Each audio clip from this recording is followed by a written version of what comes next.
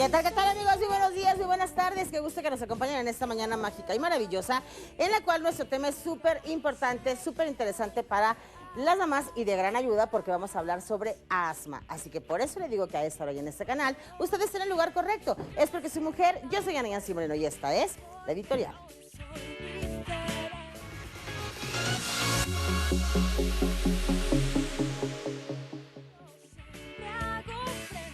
¿Qué les cuento hoy, chicos? Resulta que hay un niño que se llama Carlos Sánchez Rodríguez, que tiene 11 años y que allá en Cholula, Puebla, es San Andrés Cholula, ¿no? Sí, en San Andrés Cholula, en Puebla, vende instrumentos prehispánicos, pero resulta que tiene una peculiaridad y es que estos instrumentos, pues, los empieza a presentar, los enseña con sonidos de animales. ¿Tenemos los sonidos? ¿Tenemos la imagen del niño o nada más se las cuento? Solo imágenes. Bueno, pues vamos a verlo porque resulta que la gente queda fascinada, pero además el niño tiene como una carita muy peculiar, muy simpática y miren, ahí están sus instrumentos que tienen, como le digo, figuras de animales y él pues va haciendo también estos sonidos y toda la gente llega y se siente soñada y feliz de estar oyendo y viendo todo lo que le explica este pequeño junto con su papá y entonces, bueno, ellos son originarios de Amozoc y resulta que empezaron a crear estos instrumentos desde que su abuelo creó un primer silbato y a partir de ahí, bueno, la historia ya no paró jamás y están padres, ¿no? Todos los que tienen, porque ahí están, pues sí, también hay, ya vimos de animales, pero también está la flauta o silbato y algunas figuras humanas. Entonces, cuando se vayan para Puebla, cuando pasen por San Andrés Cholula, busquen a este niño que le digo que se llama Carlos Sánchez Rodríguez y su papá se llama Daniel. Me gusta lo que hace, me gusta su creatividad y también me gusta que nos vayamos directamente a la línea sin violencia. Atención a mujeres en situación de violencia mediante la línea 800-108-4053. Se brinda atención a través de la línea telefónica a mujeres, sus hijas e hijos en situación de violencia de género. Opera las 24 horas del día, los 365 días del año. La atención es gratuita, confidencial y de fácil acceso. Utilice este número, 800-108-4053.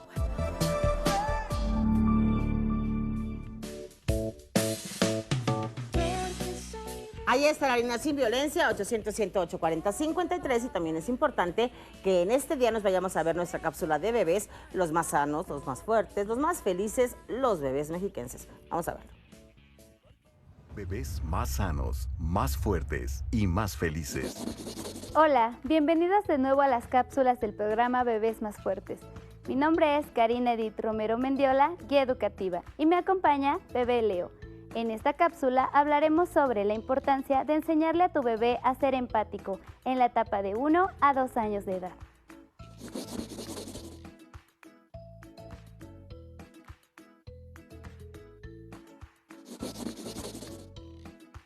¿Sabías que desde que nace tu bebé refleja expresiones y emociones de quienes lo rodean? La empatía es la capacidad de comprender la situación de otra persona. Y para despertar en tu bebé la empatía, se requiere de paciencia y ejemplo de los padres, ya que en esta etapa imita todo lo que se haga o diga. Así que debes iniciar mostrarle empatía a tu bebé, con sus necesidades físicas y emocionales, comprender y respetar su personalidad e interesarte por su vida, preguntándole por sus gustos y sentimientos. Al mismo tiempo, debes practicarlo con tu familia, y poco a poco con el resto de las personas, mostrándole que te interesan los demás y ayudándole a comprender que el bien común es importante. Puedes iniciar asignándole tareas del hogar o enseñándole a compartir, por ejemplo, dulces, sus juguetes o la televisión. La empatía es una expresión emocional y cognitiva, por lo que a medida que tu bebé crece, necesita mayores compañeros de juego, por lo que es conveniente que le permitas relacionarse con niños de su edad. Es momento de realizar la siguiente actividad: teatro infantil. Desarrolla una breve historia en la cual se muestre la empatía como la principal acción. Posterior a ello, represéntala con ayuda de un teatro y títeres. A través de este juego, además de conocer el concepto, lo estarán practicando. Y al ponerse en la piel de los personajes, los niños aprenderán a tener empatía. Hemos llegado al final. Recuerda que realizar actividades, juegos y leerle cuentos que enfaticen la empatía y el reconocimiento de sus emociones le ayudarán a identificarlas en el primero y después en los demás. Te invito a ver las siguientes cápsulas, donde obtendrás información y actividades para acompañar en tu bebé en tu desarrollo. Tú puedes formar parte de este programa llamando al 7222 36 16 17, donde nuestros especialistas te atenderán. Porque bebés más sanos serán más fuertes y felices. Hasta la próxima. Bebés más sanos, más fuertes y más felices. Bueno, pues ahí está esa información que yo sé que siempre es valiosa y de utilidad, y ahora tenemos información que también va a ser de mucha utilidad, porque está con nosotros la doctora Deyanira Zapata Alfaro. Bienvenida, ella es neumóloga pediatra del ICEMIM, y bueno, pues hablaremos sobre asma. A mí me gustaría que comenzáramos con que nos explicaras en qué consiste, qué es el asma y cuáles son los síntomas. Ok, el asma es una enfermedad inflamatoria crónica de la vía respiratoria. Se puede presentar tanto en niños como en adultos. En sí lo que pasa en asma es que los pulmones tienen los bronquios, que son las estructuras por donde pasa el aire. Lo que pasa en asma es que al estar inflamado el bronquio, disminuye el tamaño por donde pasa el aire y da los síntomas clave, que es la tos, el silbido, la sensación de falta de aire, y hay gente que refiere como una sensación de pecho apretado o una opresión muy grande en el pecho. Ok, el silbido es en el pecho. El silbido es al respirar. exhalar. Ah. Cuando el paciente hace la exhalación se escucha un... Ok. Ese es el ruido característico. Oye, ¿y esto de repente se presenta en algún momento o desde el momento en que nace se puede detectar? ¿Cómo el asma tiene factores predisponentes y factores desencadenantes. Ajá. En cuanto a los factores predisponentes, sí hay un componente genético muy importante, es decir, se puede, por así decirlo, heredar de padres a hijos, o incluso entre hermanos es muy frecuente que se presente. También interviene mucho lo que es el control de la inflamación de cada persona. Y los desencadenantes es cuando si nos exponemos a un entorno que nos lo propicia, es decir, ciudades muy frías, ciudades contaminadas, que haya mucho tabaco en nuestro entorno, etcétera. Claro. Yo te decía hace un momento, porque me acuerdo que en algunas películas he visto de repente como que se dice que no existe, ¿no? O sea, que los respiradores nada más tienen agua, que no es cierto, y que es como un tipo placebo, porque en realidad es una cosa mental. Yo creo que tú nos puedes aclarar esto. Sí, definitivamente ese es un mito. El asma es una enfermedad que sí puede venir ya determinada por ciertos genes en nuestro organismo, y si vivimos en un entorno que nos desencadene la enfermedad, la vamos a expresar. Y sí existe. Y claro que existe. Y no es nada más como un tipo placebo, ¿no? Como lo que hemos visto. Oye, vamos a ir a un corte, y cuando regresemos me gustaría que me cuentes, bueno, cuáles pueden ser los tratamientos, qué es lo que se puede hacer, si es curable, porque creo que llegan muchísimas preguntas a la mente, y bueno, pues tenemos a ti, y Muy eso bien. siempre es importante. Regresamos rápido, porque soy mujer y estamos hablando sobre asma.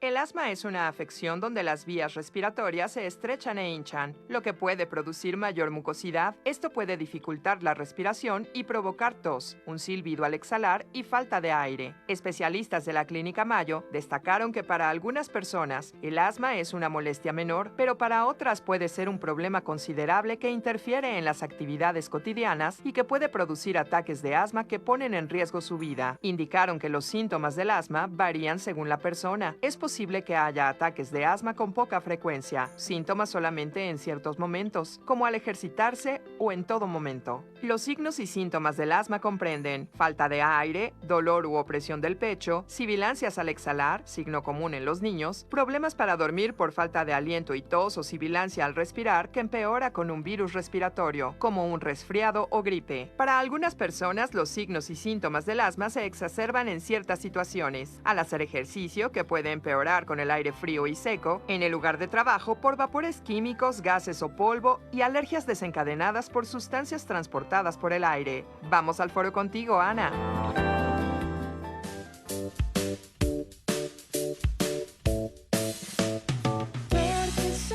Ya de regreso vimos esta información sobre asma y bueno, la verdad es que surgen muchas dudas. Yo te preguntaba si, por ejemplo, un fumador puede provocar que le dé asma. Te preguntaba si es mortal. Después de ver esta información, ¿no? Bueno, en cuanto a mortalidad, quiero tomar unas estadísticas. En el mundo hay alrededor de 350 millones de personas con asma. En nuestro país, alrededor 350 millones de personas en el mundo. Y en nuestro país, la última estadística arrojó que alrededor de 11 millones de personas. Y sí, en el mundo, hasta la última encuesta, se vio que hubo alrededor de 250,000 muertes relacionadas a asma. Es un ataque de asma y que no se pueda controlar, atender. Exacto. Y generalmente es en personas y países, sobre todo, que no tienen acceso a un tratamiento adecuado. Ok. Y también veíamos que si están en algún lugar muy frío o a lo mejor por correr, o sea, son varios factores. Sí, en cuanto a lo que me decías, lo del tabaquismo, el tabaquismo sí es un factor que te puede desencadenar asma, porque recordemos que el humo de cigarro tiene muchísimas sustancias irritantes. Entonces, si estamos hablando de que es un bronquio inflamado y todavía se expone a todo ese irritante de las sustancias del tabaco, pues todavía se estrecha más. Y lo peor es que, bueno, pues todavía hay un gran número de personas fumadoras, pero además, bueno, surgen también estos vapes, ¿no? Que son ahora tan mal vistos, pero que durante mucho tiempo mucha gente los utilizó. Y aunque son mal vistos, son muy consumidos. También esto afecta. Exactamente, porque igual tienen muchos químicos que también son irritantes para la mucosa. Y recordemos que tanto fumarlo activamente como pasivamente puede ocasionar daño. Por eso hacemos mucho hincapié en las familias, los papás o la familia cercana al paciente asmático debe de dejar de fumar. Claro. Oye, ¿y cuál es como un primer síntoma? ¿Qué es algo que te puede ya poner la red flag y decir, hay que acudir al médico? Bueno, hay varias expresiones del asma. Hay una que es de inicio temprano, sobre todo en los niños pequeños, que empiezan con infecciones respiratorias frecuentes, tos que dura más de 4 semanas, son niños que cada que se enferman empiezan a silbar o incluso sin estar enfermos se llega a escuchar el silbido. Entonces, o por ejemplo, son niños que no toleran hacer ejercicio igual que otros niños o piden que los carguen frecuentemente. Entonces, esos son como datos que hay que estar alertas de que nuestro pequeño necesita una valoración especializada para que podamos hacer el diagnóstico. Ok, ¿en un adulto? En un adulto, fíjate que el asma del adulto... En un adulto sano que ha sido fumador, o sea, vamos a ponerle ahí como algunos ingredientes, que ha sido fumador. En cuanto a las expresiones clínicas en el adulto, es muy frecuente, por ejemplo, en mujeres, ya en mujeres adultas, que por ejemplo, por lo demás fueron sanas, pero en etapa adulta comienzan con los síntomas clave. Entonces es muy común que las mujeres adultas pueden desarrollar asma ya en una etapa tardía. Por ejemplo, también hay un asma que se relaciona solamente cuando hacemos ejercicio. Entonces, la gente que está así en ejercicio y empieza con tos o silbido, o incluso también hay una expresión del asma que es asociada a la obesidad. Entonces, estos son como datos ya en personas adultas que se pueden presentar. ¿Y cuál es el estudio para diagnosticarlo? Ok, qué bueno que lo tomas, porque sí, el asma se puede diagnosticar con pruebas objetivas, es decir, hay un estudio que se llama espirometría, que consiste en soplar. Y lo que queremos es demostrar la obstrucción que hay en ese bronquio y qué tanto mejoras cuando aplicamos medicamentos. Cuando soplan y levantan una pelotita y ese tipo de cosas. Ese es otro tipo de cosas, ese es un inspirómetro. La espirometría es un equipo especializado que consiste en meter aire profundo y soplarlo rápidamente y mide diferentes volúmenes en la vía respiratoria y así es como nosotros determinamos si realmente el pulmón está obstruido o no. Y ya una vez que hay un diagnóstico, hay un tratamiento que pueda eliminar el asma o simplemente que la controle. La verdad es que el asma es una enfermedad que se controla, pero se controla muy bien. O sea, el paciente puede estar años sin síntomas y hacer una vida plena y normal. El tratamiento del asma va por pasos, va desde el primero hasta el quinto paso. Los primeros pasos son para asma leve, los últimos son para asma grave y la base del tratamiento es el esteroide inhalado junto con otras terapias. Es que sí mencionabas, ¿no? Hace un momento que puede llegar a ser mortal. Entonces, este es esteroide. Esto es lo que Ajá, los famosos inhaladores que Oye, que yo ahora veo que por ejemplo, a mis nietos se los mandan, o luego te enfermas y te los mandan. O sea, antes me parecía que era como que nada más como muy específico, no sé si hay un cambio o si me ha tocado en esa Cuando época. utilizamos esteroide inhalado es porque realmente sí estamos pensando en una enfermedad respiratoria, sobre todo crónica. Y sí, lo que controla el asma es el esteroide inhalado. Nos apoyamos de algún otro tipo de tratamiento. Por ejemplo, en los niños el asma es generalmente alérgica. Entonces también pueden utilizar mediante alergólogos pruebas cutáneas, fabricar inmunoterapia o si no logramos controlar adecuadamente la enfermedad, se va escalando el tratamiento, es decir, agregar otro tipo de terapias para controlar bien al paciente. Y el asma puede ser como la antesala de enfermedad obstructiva crónica, del EPOC. Fíjate que... Vamos a un corte y me dices, no, porque mira, ya sabes cómo son. Bueno, no sabes, pero yo te digo. Vámonos a un corte, regresamos rápido porque soy mujer. Y ese que no...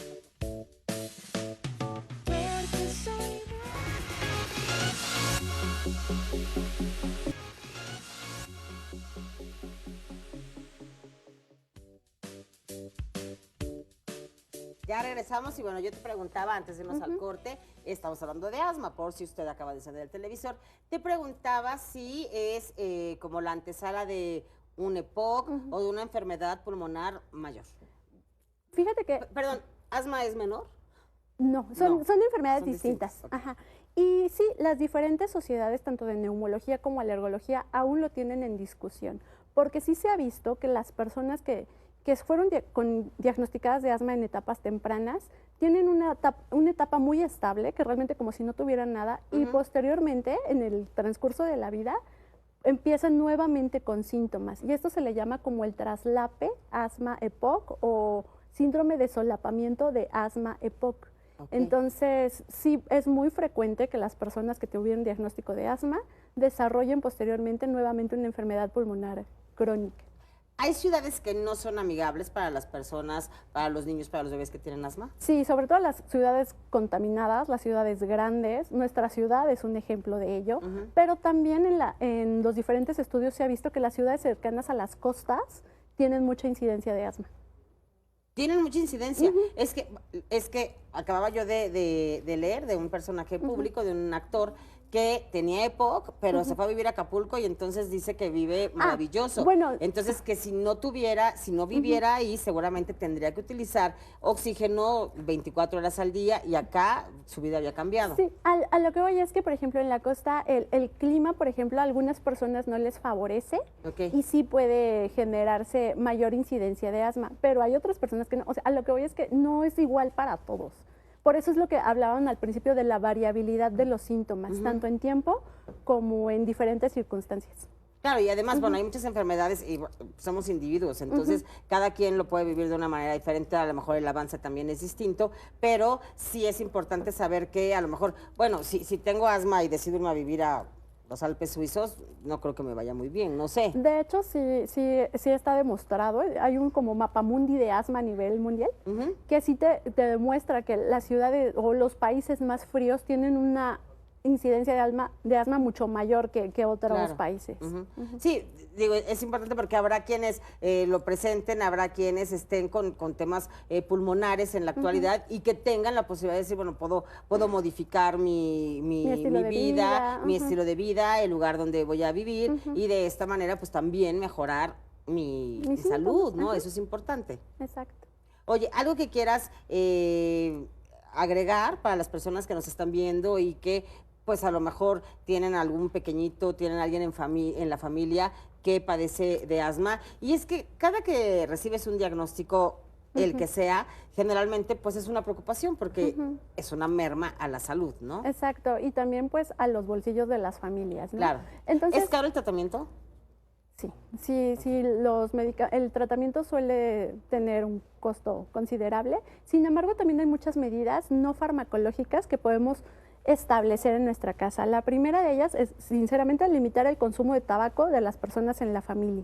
La otra, mantener nuestro hogar bien ventilado, bien iluminado. La práctica de ejercicio de forma regular también es importante. O sea, los pacientes no tienen ninguna limitación. Ellos pueden seguir haciendo ejercicio, obviamente ya con su tratamiento.